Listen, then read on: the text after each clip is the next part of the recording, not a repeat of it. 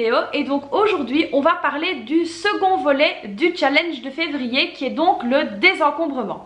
Alors si vous n'avez pas vu ma vidéo comprenant donc les challenges de février, je vous la remets dans le petit juste ici au-dessus, n'hésitez pas à aller la voir. Alors moi personnellement ce que je fais c'est que 2 fois par an je désencombre ma maison. Comme ce mois-ci nous avons donc le mois blanc, j'ai décidé de proposer le désencombrement donc ce mois-ci pour la bonne et simple raison que nous allons voir les choses à trier, les choses à jeter, les choses à donner, mais aussi les choses à vendre. Et du coup, on va pouvoir vendre les choses dont on ne se sert plus et ça va augmenter notre cagnotte du mois de février. Donc tant qu'à faire, autant s'occuper intelligemment en désencombrant sa maison. Alors comment est-ce que moi je m'organise pour désencombrer ma maison? La toute première chose que je fais c'est que je m'organise. Alors je choisis simplement de la manière dont je vais désencombrer. Est-ce que je vais le faire par zone? Est-ce que je vais le faire par type d'objet? Ou est-ce que je vais le faire pièce par pièce? Ça c'est vraiment à vous de choisir. Après je vais donc vous expliquer comment je vais me débrouiller pour pouvoir désencombrer. N'hésitez pas à faire la même chose que moi si ça vous dit, mais n'hésitez pas également à prendre la méthode et les choix qui vous conviennent à vous. C'est très important que vous soyez à l'aise avec votre propre désencombrement, que vous choisissez également votre manière de pratiquer. Ensuite il faut impérativement visualiser la charge de travail. Alors c'est sûr et certain que quelqu'un qui n'a jamais désencombré sa maison va devoir y passer beaucoup plus de temps que quelqu'un qui comme moi désencombre sa maison 2 fois par an. Donc visualiser l'importance du travail à accomplir est vraiment une chose très importante, comme ça vous allez pouvoir vous rendre compte du temps que cela va vous prendre. La troisième chose est de vous fixer donc un objectif. Alors par exemple, si vous décidez de désencombrer vos vêtements, n'hésitez pas à prendre un minuteur, un chronomètre et de vous dire voilà, je dois faire ma chambre et j'ai 2 heures pour le faire. Ça vous évitera évidemment de traîner et vous irez donc directement à l'essentiel.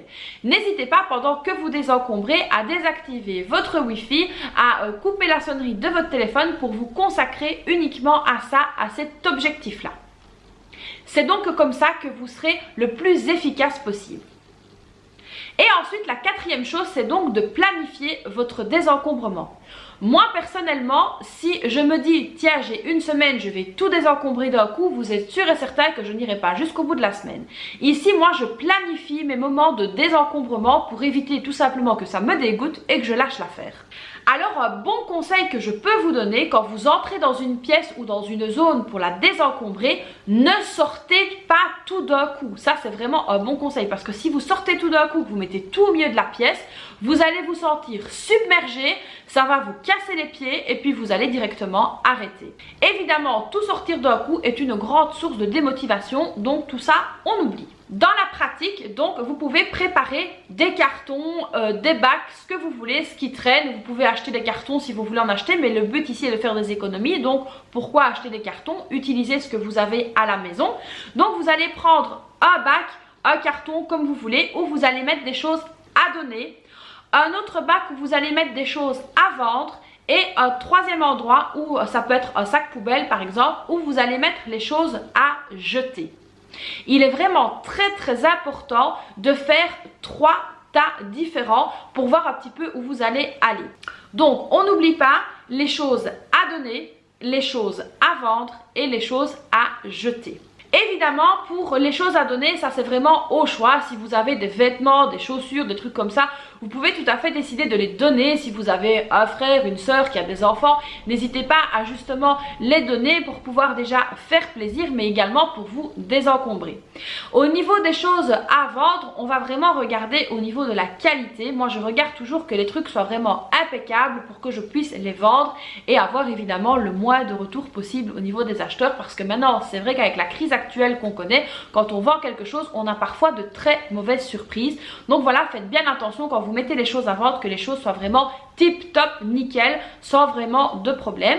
Alors au niveau des jouets, par exemple des enfants, n'hésitez pas pour les choses qui sont un petit peu moins belles esthétiquement à les donner, comme par exemple dans des centres de la Croix-Rouge, dans des choses comme ça, et à vendre les choses qui sont encore tout à fait correctes.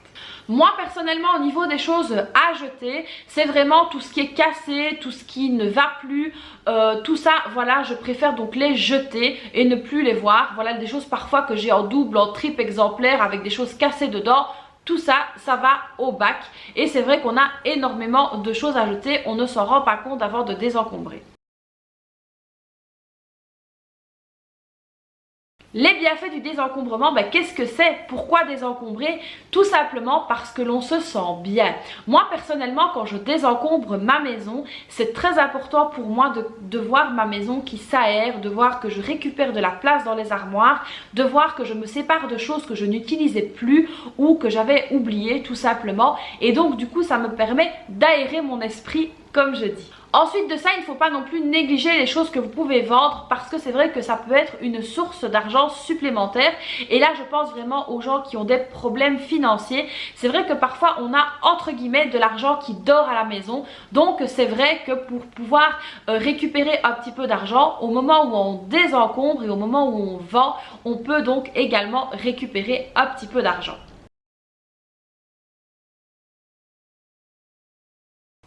Alors désencombrer, c'est aussi prendre des décisions. Il y a des décisions qui vont être un peu plus compliquées, savoir est-ce que je donne, est-ce que je vends, est-ce que je jette. Ça, moi, c'est vraiment quelque chose que j'hésite toujours un petit peu. Maintenant, donner et faire plaisir, ça, c'est vraiment très important pour moi. Mais vendre est aussi très important pour moi. Ça, vous vous en doutez. Maintenant, au niveau des choses à jeter, moi, je suis quelqu'un de très sentimental. Je m'attache très vite aux choses. Et donc, du coup, c'est vrai que quand je dois jeter, j'ai parfois une petite boule à l'estomac parce que je me dis zut, cette chose là j'ai fait ça avec, j'ai fait ça, maintenant il faut que je la jette. Mais voilà, une fois que c'est cassé, abîmé, que vous avez en double, en triple exemplaire, voilà, il faut vous en débarrasser pour la bonne et simple raison que ça ne fait qu'encombrer votre maison. Et qui dit maison encombrée dit esprit encombré. Alors au niveau du matériel, qu'est-ce que moi j'utilise donc pour désencombrer ma maison? Eh bien je prends donc 2 cartons, un sac poubelle, une lavette, un peu de vinaigre ou un peu de produit parce que évidemment les choses que j'aurais désencombrées, je viendrai donc nettoyer les places, donc ça me permettra aussi de faire du ménage en même temps que je désencombre ma maison et ça c'est un point hyper intéressant également. Alors comment est-ce que je vais m'organiser dans la pratique? Donc moi mon désencombrement de cette fois-ci va se passer donc en 5 étapes. La première étape, c'est que je vais donc désencombrer mes papiers. Alors ça c'est vraiment très important, d'ailleurs je vous ferai une vidéo sur le désencombrement de mes papiers. Pourquoi est-ce que je fais ça maintenant? Parce que le mois de janvier donc vient de s'achever et donc du coup j'ai terminé avec tous les papiers de l'année 2020. Moi j'attends toujours la fin janvier parce qu'il y a toujours des factures d'hôpitaux par exemple qui arrivent du mois de décembre, qui arrivent seulement en janvier. Et donc c'est vrai que j'attends toujours un mois pour être sûre d'avoir reçu tous mes papiers. Et donc du coup je trie mes papiers et en même temps j'archive. Donc ça fera vraiment l'objet d'une vidéo. Et je vais donc partager ça avec vous pour voir comment s'organiser au mieux avec les papiers et le tri des papiers. Alors une fois que je suis dans mes papiers, évidemment j'en profite pour désencombrer mon ordinateur. Alors évidemment dans l'ordinateur, qu'est-ce que je fais? Je supprime les dossiers dont je n'ai plus besoin. On garde toujours des tas de trucs qui ne servent à rien. J'en profite également pour faire un tour dans mes boîtes mail et désencombrer mes boîtes mail ainsi que mes newsletters, etc. Il y en a énormément que j'ai déjà supprimé, mais il en reste encore. Et donc ça c'est vrai que j'aime beaucoup désencombrer mon ordinateur aussi. Ça fait partie du désencombrement en lui-même. Ensuite, la deuxième chose que je vais désencombrer, c'est ma cuisine. Donc ça, je vous ai déjà parlé dans une autre vidéo que je souhaitais supprimer maintenant tout ce qui était plastique, etc. et le remplacer par du verre parce qu'au niveau de l'entretien, je trouve que c'est beaucoup mieux. Au niveau écologie, etc., c'est beaucoup mieux aussi. Donc, je souhaite désencombrer ma cuisine. Ça, c'est vraiment très important parce que dans le fond d'un placard, on trouve toujours un reste de paquet de pâtes, un petit peu de sucre comme ça. Voilà, on trouve toujours plein de choses dans sa cuisine et c'est vrai que faire un ménage et un grand tri, c'est vraiment hyper important. comme par exemple les fameuses boîtes de conservation qu'on a tous en plastique. Moi bien souvent j'ai les couvercles et j'ai plus les boîtes, ou j'ai les boîtes et j'ai plus les couvercles, et donc du coup ça encombre tous mes tiroirs et je n'ai plus de place donc pour mettre d'autres choses. Donc tout ça c'est vraiment quelque chose que je dois faire. Comme je sais également que dans mon service de tous les jours, donc le service d'assiettes etc, il me manque des assiettes, donc il va falloir un petit peu que je regarde. Alors moi personnellement au niveau de la cuisine, quand c'est de la vaisselle, des boîtes etc, j'essaye donc de mettre tout dans une caisse à donner, et ça je vais les distribuer dans des centres de réfugiés, parce que ben voilà, eux ne regardent pas spécialement si c'est les mêmes assiettes, les mêmes couverts etc. Donc c'est vrai que je fais donc toujours ça. Ou également parfois je vais directement dans les CPAS, donc pour nous dans les centres publics d'action sociale, et je fais des dons quand ils en demandent, mais eux ne les reprennent pas tout le temps, tandis que les centres comme la Croix-Rouge et tout ça, eux les reprennent systématiquement. Alors la troisième étape de mon désencombrement, ça va être les jouets de mes filles. Donc là, comme on va avoir une semaine de congé, je vais en profiter pour qu'elles soient à la maison, parce que évidemment faire participer les enfants au désencombrement est pour moi très important, parce que du coup elles vont pouvoir faire un tri elles-mêmes dans leurs jouets. On va donc regarder ce qui va, ce qui ne va plus, ce qui est cassé, ce qui est abîmé, ce qu'on peut vendre parce qu'elles ne jouent plus avec, parce que la mode est passée ou que sais-je. On va vraiment donc faire un tri au niveau de leurs jouets. Et donc comme je vous l'ai dit, moi j'aime bien de les faire participer, parce que voilà, par exemple les nounours, des choses comme ça qu'elles n'utilisent plus, qu'elles ont carrément oublié, ça permet aussi de préparer des petits dons pour des enfants qui en ont besoin. Alors la quatrième chose, et ça je vais également en profiter qu'elle soit là, c'est que je vais désencombrer les vêtements de toute la famille. Et ici j'aime bien que mes filles soient là. Pourquoi? Parce que la grande qui a 7 ans donne ses vêtements qui sont trop petits pour elle à sa soeur qui a 5 ans. Je ne garde que les vêtements en bon état évidemment, et du coup c'est vrai que j'en profite pour faire des séances d'essayage, pour voir ce qui leur va, ce qui ne leur va plus, ce qu'on doit désencombrer, et du coup ça me permettra de voir un petit peu où on en est pour le printemps, donc qui arrivera bientôt. Donc ça me permettra de voir est-ce que j'ai assez de choses ou pas, est-ce qu'il faut que je rachète quelque chose ou pas. Je sais qu'au niveau chaussures on est pas mal, mais là encore une fois je vais devoir désencombrer, parce qu'il y a énormément de chaussures qu'à mon avis elles ne rentrent plus dedans. Donc là pareil, il va falloir que je désencombre. Alors désencombrer les vêtements et les chaussures des enfants, forcément c'est très important, parce que les enfants c'est pas comme les adultes. Après 6 mois ils changent tout de suite de poiture, ils changent tout de suite de taille. Donc évidemment c'est important de pouvoir faire comme ça des rotations au niveau des vêtements, au niveau des chaussures. Quand vous avez plusieurs enfants, de pouvoir répercuter les vêtements du grand ou de la grande vers les plus petits, ça c'est quelque chose d'important à faire. Donc ça c'est vraiment les jouets et les vêtements, c'est vraiment deux choses que je vais faire sur le temps qu'elles sont donc en vacances. Et la cinquième et dernière chose, je vais donc désencombrer ma salle de bain. Alors ça c'est quelque chose que je fais de temps en temps, je fais quand même plus régulièrement que 2 fois par an, je trie les produits etc. Mais là il faut vraiment que je fasse un grand tri de ce qui est maquillage, parce que voilà, il y a des choses que j'ai oubliées, il y a des choses que j'ai mis dans un coin, et c'est vrai que il y a des choses dont je ne me sers pas, des choses avec lesquelles j'ai peut-être fait une allergie, que je me suis dit bon on verra après, et au final c'est là. Donc il faut vraiment que je désencombre ma salle de bain. J'aimerais également la réorganiser, mais donc du coup je vous ai déjà expliqué que je suis pas super à l'aise dans ma salle de bain, je n'aime pas du tout de la manière qu'elle est faite. Donc là avec mon mari on pense tout doucement à la changer. Donc c'est vrai que au niveau de la réorganisation proprement dite de ma salle de bain, ça on le fera plus tard, mais il est déjà important de réorganiser donc toutes les armoires etc.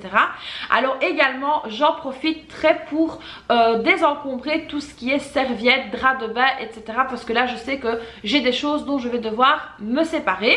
Évidemment lorsque vous désencombrez votre salle de bain, il est très important de vérifier les dates de péremption, aussi bien des médicaments, mais ça je pense que vous le savez, que des maquillages etc, parce que les maquillages aussi n'ont pas une durée de vie indéterminée. Maintenant ça dépend quoi, mais il y a des choses qui ont donc des dates de péremption, comme les crèmes solaires par exemple. Moi c'est quelque chose que une fois que l'été est passé, je jette d'office, je ne les réutilise pas l'été d'après, parce que ça n'a plus la même efficacité que à la base. Alors vous vous posez sûrement la question de pourquoi désencombrer sa maison. Tout simplement parce qu'avoir une maison désencombrée, ça vous permettra de gagner du temps dans votre vie courante. Voilà, donc si par exemple vous cherchez quelque chose, vous allez simplement ouvrir l'armoire et le trouver.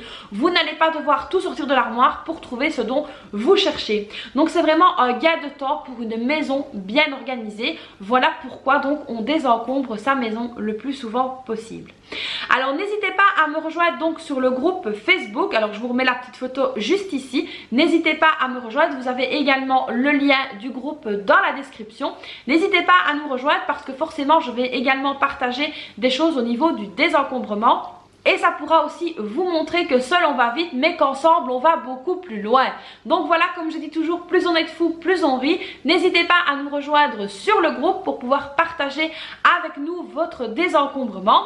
Alors dites-moi un petit peu dans les commentaires s'il y a des parties que vous souhaitez voir en vidéo, des parties de mon désencombrement. Je sais que les papiers m'ont été beaucoup demandés, donc ça c'est quelque chose que je vais vous faire assez vite. Donc n'hésitez pas si vous avez des questions à me les poser juste ici en commentaire. Alors n'hésitez pas également à vous rendre sur mon site internet, vous trouverez le lien juste en description, n'hésitez pas à aller voir parce que je vous ai donc préparé 2 petites feuilles pense-bête concernant le désencombrement pour que vous puissiez bien vous y prendre et que vous soyez vraiment super actif lorsque vous désencombrerez votre maison. J'espère donc que cette vidéo vous aura plu, vous connaissez la chanson, n'hésitez pas à la liker, n'hésitez pas également à vous abonner à ma chaîne, c'est juste en dessous le bouton rouge s'abonner, vous cliquez dessus, vous activez évidemment la petite cloche, comme ça vous serez au courant de toutes mes vidéos lorsqu'elles sortiront. Moi je vous fais plein de bisous et je vous dis à très vite dans une prochaine vidéo, bye bye.